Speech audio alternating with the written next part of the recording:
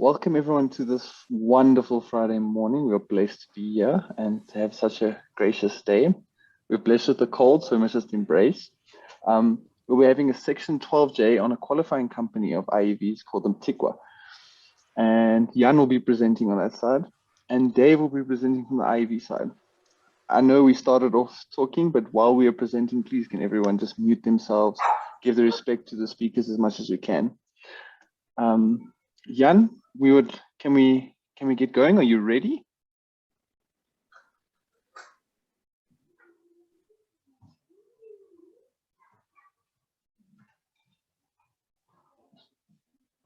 Jan, you are muted. I just wanted to let you know about that. Thank you, Jan. Good morning. Can everybody see my screen? We can, and we can hear you clearly. Thank you. Good. So let's get started. Thank you, Tristan and Dave, for setting up. Good. Good. Thank you for setting this up, and let's start going with the presentation. So let me just start off by telling you a little bit about Antigua and the land of grace. Antigua is the causal word for small-scale farming at the Antigua Mountains, and it's really the land of grace. If you've been to the Garden Route and the Garden of Eden, I mean, this is a beautiful area.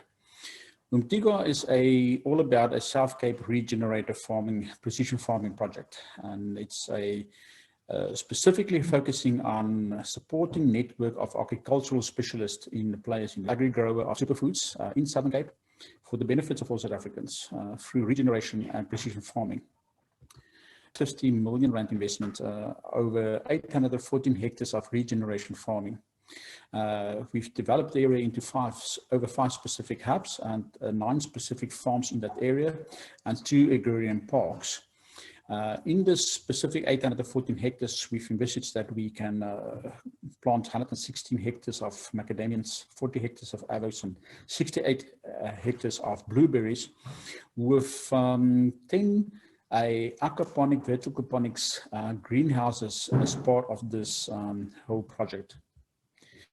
So our main produce in Antigua is macadamia nuts, blueberries, and avocados, and these are superfoods. It's part of the superfood family, high nutrition, high value.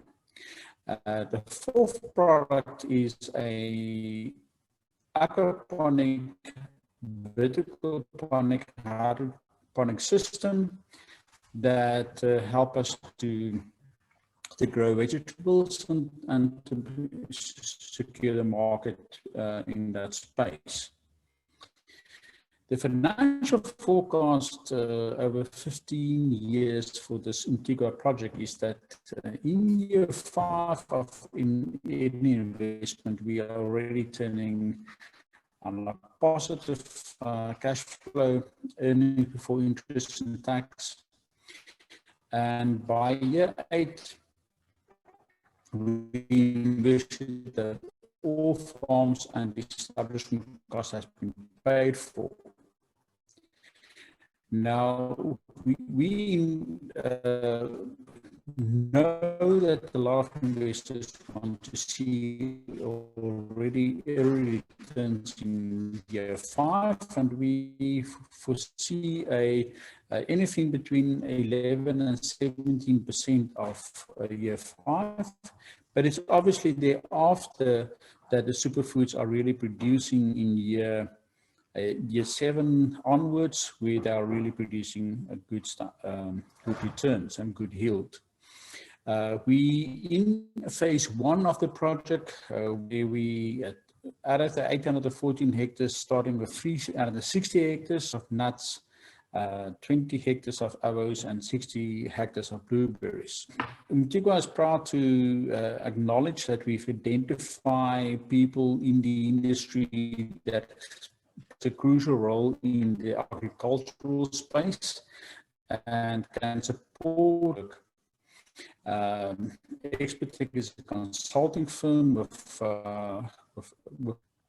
a specific focus on community solutions and the community development. Motion is a company that specializes in the technology and the technical in the agricultural side, and they not only doing work around the globe, but they will be essential part of this outlet. Then we already attract the National Fed Group. We've also working with IV and therefore for York.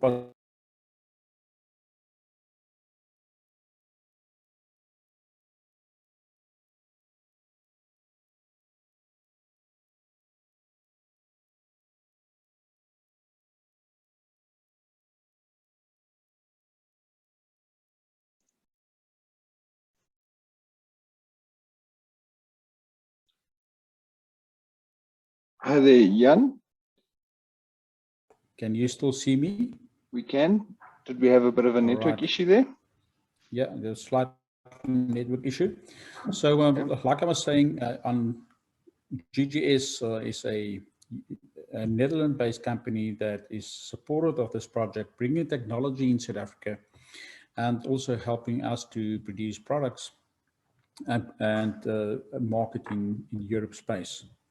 Currently, we've signed up with distribution partners and have identified the access to the Europe market as follows. For blueberry, we've signed up with Cornwall, Creek and United, and also a distribution channel with Nile. With avocado, we've worked with Mahela and Core, which is the main players in the avocado industry. In macadamians, we work with Myomax and Greenfield and Gold. And then in the hydroaquaponics space, GGS plays a crucial role, and our involvement in community stores and community open stores to produce our green groceries to the market. We've identified a lot of Europe market potential. Right now, a nature's price in the London is one of the key areas, but we're also looking specifically in the Netherlands and in France. We work with Albert Heijn, with Carrefour, and then in Spain with Mercadona, in Rungis in Paris. And with this access to the market, we believe we can have a crucial role with our products in the industry. Current progress made of UMTHIQUA is as follows. We've done a due diligence on all the ground that we've identified and all the land. And we did this analysis to look at availability, to look at specifically at data on weather channels, temperatures, rainfalls, and we utilize this information and compare it with historic and simulated areas. We know in South Africa that the Mpumalanga area is well known for the superfoods area. We also have seen recently that the Ramsgate in KwaZulu-Natal has been identified as the new Miami for this, but we compare in the Southern Cape very well with all of these areas. And we've looked at our projects and realized that in terms of weather, wind, and we are well situated to be supportive of good produce. In this progress that we made so this far is we've identified soil classifications. We literally went to the farms, make sure that what can be produced on which area of the farm and meter by meter. We looked at soil management zones, we look at water zones, and we can literally on your cell phone can plot. Your screen, yeah, we can hear you. Your screen isn't shared. All right, let me just see. No worries, technical issues. Go back to sharing there. Jan, ons hou van jou gesig, maar ons verkies die slides asseblief. Oh, we like the pictures. Sure. Daai pictures daar so lyk pragtig. I don't know what you've missed so far, but I've talked about the progress that we've made on the due diligence. I've talked about the big data and information that we looked at. And then I've talked about the similar areas from Mozambique, Mpumalanga, Ramsgate, and we compare ourselves in this area and what is available in the South Cape area and how we compare very well with other well-known areas in South Africa. And this is where I probably lost you, the soil classification and order design that has been done. And we are making use of big data and GIS systems that can plot each piece of land in each specific area of cultivation by a cell phone, so that we can actually monitor the live production, we can mitigate risk, and we can ensure the quality that we want to produce. We've also done water analysis, which is the actual and the right of the water, making sure that we have water in these areas. And the end result was a 5-hub area that was identified with 2 agrarian parks. And each of these areas we've specialized in, knowing that in area 1, hub 1, consisting of 3 farms, which is really well situated for berries. We've looked at every piece of hub and identify the soil classification and what variant of avos or variant of macadamias we can plant there, together with the agrarian parks that is identified in that area. UMTHIQUA is all about future of farming. It consists of agrarian parks, and it consists of farming as a business lifestyle. We've already identified the agrarian park number 1 in Umthique, and we've actually have built the first one, and we've now commissioned the second one and the third one. And we assist emerging farmers in the operation of farmland. It's owner businesses. They are being technical and management support, and they also are making use of our innovative and technology in this area. There's another area on park number 2, which got 12 of these different units up. And this is actually what you will see if you drive around Hoekville one day and you see this, then you know it's all about agrarian park and it's all about Antigua. We literally build off the grid a opportunity, and where people have access to land, access to agricultural produce and technology, and can live there, which is a good return. We closer to that specific property that I showed you, we identified 5 other areas that can be developed. And as a summary, UMTHIQUA is a 5-year turnaround strategy where we know we can give you good returns. But apart from this, we are really creating jobs. We create a small SMEs development and for new businesses, and we can most probably in this project foresee that we can develop 25 additional businesses. We can train 122 people, and we restore 814 hectares of land. The impact of this is huge, because the 4 main produce that we are covering is actually giving us the access to a land which is not going to be used, and therefore emerging farmers in that space could be introduced. We can create 665 jobs, and these 25 different businesses can range from sheep, poultry, from aquaponic and vertical ponics and hydroponics, and we restore 814 hectares of land. This whole investment is very suitable for a S12J investment because it's commercially viable. We can produce a good return. We definitely looking at something which is a lower risk, where the produce is secured, and we mitigate this by really utilizing technology to deal with it. And UMTHIQUA is all about people. It's inclusion of emerging farmers and additional businesses. And thank you for this opportunity to present UMTHIQUA to you. Over to you, Tristan. Thank you so much, Jan. I've got a question on my behalf. Can you please explain to me what an agrarian park is? All right. An agrarian park is where a community, think about a traditional a cluster of homes together where they are focusing on living in a small lifestyle area. But the Agrarian Park is focusing on producing agricultural produce, and it's an agricultural community. And if you see in the areas that we foresee in our backspace, all of these are very small-scale farmings, but they're very situated in a small area. And that's what we call a Agrarian Park. Okay. Thank you for that. That was just for my curiosity, and I'm sure other people might have asked that as well. But for now, we will wait for the questions afterwards. But Dave will be presenting the IEV part and how taxpayers can get involved with such a great opportunity for the Agrarian Park and farming. Thank you, Dave. Can you please get started with your slideshow?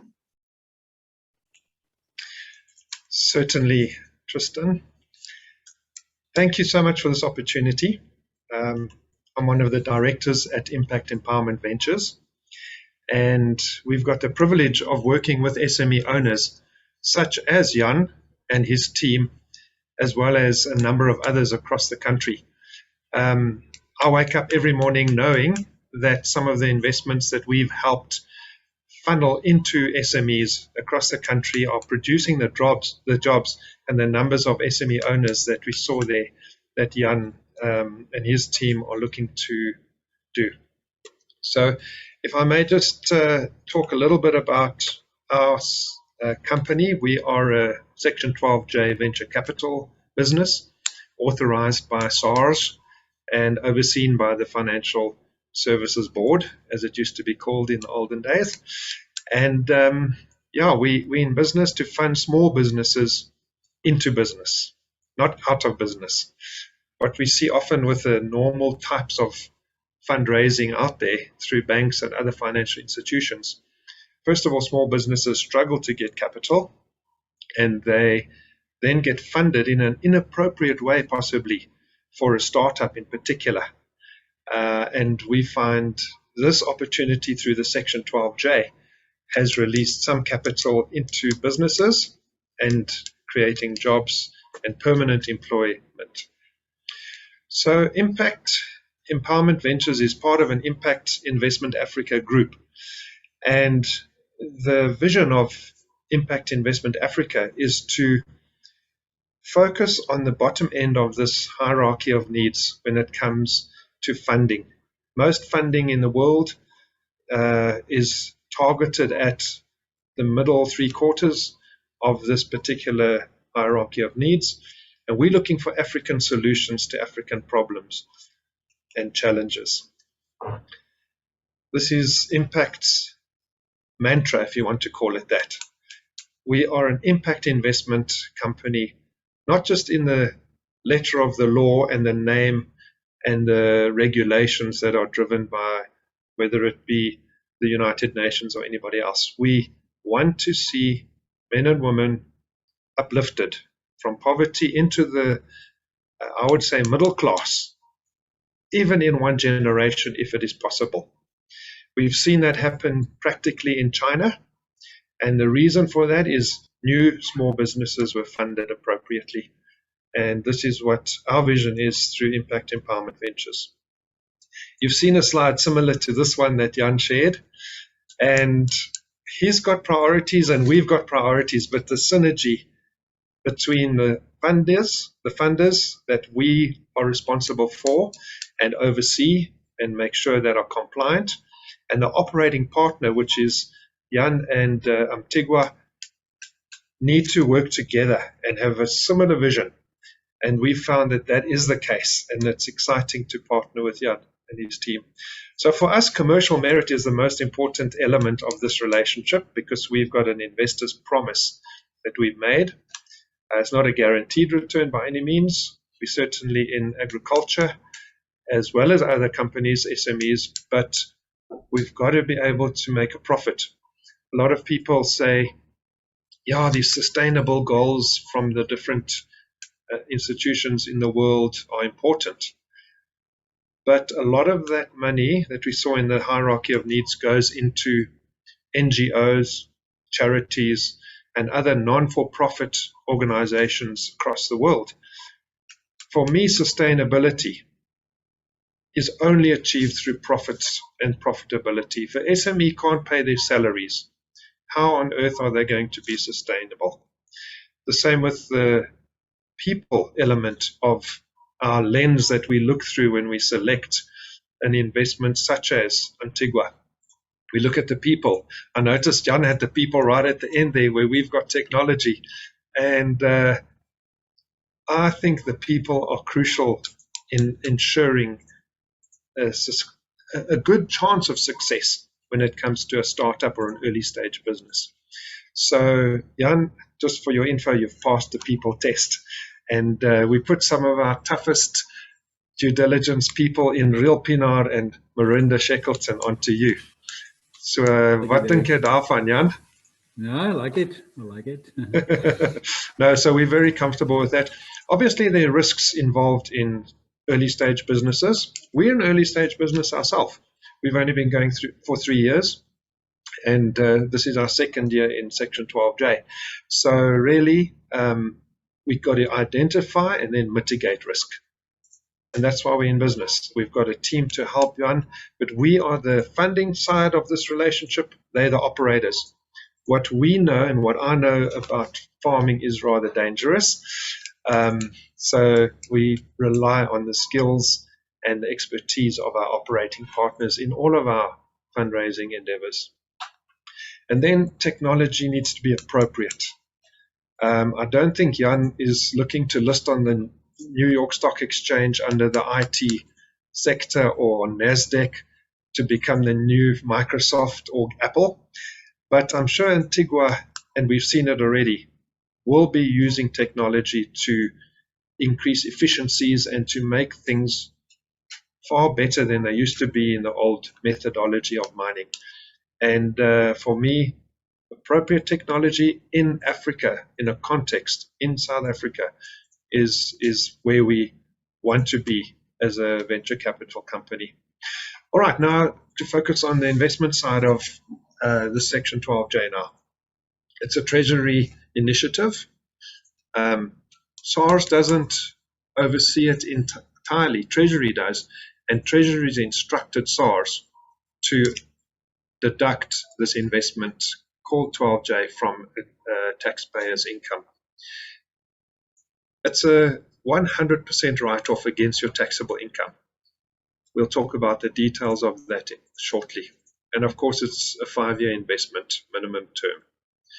Most venture capital companies in South Africa, of which there's over 100 registered with SARS and the FSCA, offer an investment where you commit your R1 million and the underlying operations are looked for by the investment committee of the venture capital company.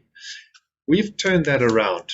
We've asked our funders, our fund recipients, which is the qualifying company, as in the case of Antigua, to bring some investors with them in order for them to raise capital for their business or their farming operation. What that does is it gives the investors assurance that there's skin in the game when it comes to these early stage businesses. But there's no black box as venture capital talks about and private equity, that after 5 years they have grown an investment tenfold in order for the investors to get a wonderful return over that period. There are VCCs out there looking to generate 10 times the initial investment over the 5 to 7 year period. We're saying let's be realistic. Let's get a benchmark that a company like Antigua should achieve through their operations, and let's try and outperform that benchmark for the investor. So we're not trying to shoot the lights out here. We're a conservative investment house, really, even though we're in venture capital. It might seem crazy to say that, but I think our model shows that we have the investors' interests at heart. This is the structure that we use through Impact Investment Africa. If you have a look at this diagram, the investor, who we're focusing on today, is the funder of the project in this case the qualifying company called Antigua. The investor does not pay fees. Again, doesn't seem appropriate. How does Impact Empowerment Ventures stay in business if the investors don't pay fees? We charge the investor 25,000 Rand securing deposit for the privilege of taking part in this structure under Section 12J. But that is a securing deposit that gets refunded at the end of the period to the investor. But that is at risk.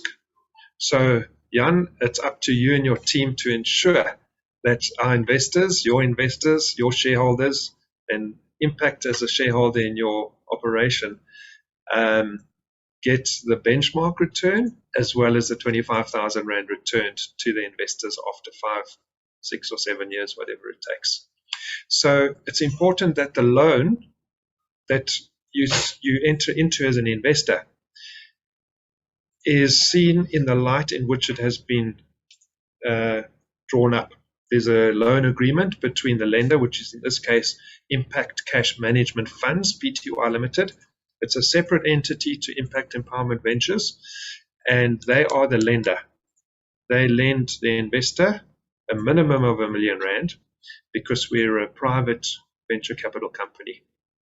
You can only invest R1 million. That loan agreement ensures that you as the investor sign over as security or collateral your share certificate, the dividend stream, as well as your SARS refund in order to pay down the loan. There are no fees involved in that. There's no interest involved in that. The fees and the interest are paid for by the qualifying company. That's really our structure as it is, we believe, unique in the venture capital sector under 12J. So what can you expect from a return point of view as an investor? If you are, as this example shows, a 40% income tax payer in South Africa, you borrow R1 million minimum, or 5 million Rand if you're a business. You may invest up to 5 million Rand and 2.5 million Rand if you're an individual or a trust. You, as a provisional taxpayer, would be able to pay immediately 400,000 Rand cash into your investment share class for Antigua. What you then do, you will be issued with a share certificate. That share certificate you hand over to SARS when you do your normal tax return, and SARS deducts your full investment amount from your taxable income for that year. In this case, it will be 2022 financial year end, and they will say very clearly, with no questions asked, unless you've got other tax challenges with SARS, such as VAT problems or outstanding tax as a company, they may not be too happy with this deduction. But if you are up to date in your taxes, SARS releases this tax refund every single time. This investment's been going for 11 years now. So it's nothing brand new, but it is coming to an end, as you may or may not be aware at the end of this month. So what really happens here from a Antigua perspective, they get the money, your taxes, as well as a loan if they need it, into their business in order to grow the business and to expand. The investment return that we're expecting to generate through Antigua, but this is just a standard return that we look to get as a benchmark in the industry in which the qualifying company operates. The real return here to you as an investor is your tax refund growing over the 5-year period. There is capital gains tax. You'll see all of the details and terms and conditions in your commitment to invest document. And this is what we're looking to achieve with an investor's taxes. The 25,000 Rand is at risk if there's zero return after the 5 years. If there's even one Rand returned by the underlying investment, you will be paid back 25,001 Rand, because that's how the securing deposit has been structured. Again, we have a number of other projects, but we're focusing on UMTHIQUA today. The investment must be made before the 29th of June to receive and to qualify for your tax refund. And this investment as a Section 12J comes to an end on the 1st of July. This is who we are. We've got a bigger team than that. Those are the team members responsible for Impact Empowerment Ventures. We've got an operation in Botswana as well, and the Impact Investment Africa. This is crucial as an investor, your next steps. The commitment to invest document will be sent to you after this webinar, and the securing deposit and details and terms and conditions will be spelled out on that document. Tristan, that is my story. Fluit, my story is uit. Thank you, Dave. I would just like you to just share the last slides for information for people to contact us. Thank you. That'll be the only thing. We would like to be taking questions now. So if anyone would like any questions that we would like anything to clarify more, you can contact us on various social media platforms through our email. There's Dave's email, his phone number. Please don't hesitate to call him. He loves talking, so you may get a hold of him. And as you said, Dave said, we will be sending out this to Jan, who will be sharing the commitment to invest to get this all started. And so far, yeah, I don't see any questions. The only question I have for Dave is, Dave, can you please explain to us how the partnership works? Because that was the only thing I didn't really see, and I've seen it somewhere.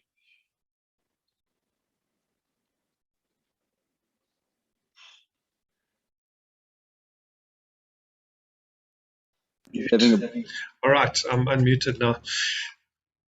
Please repeat the question, young man. Could you give us an example of a partnership?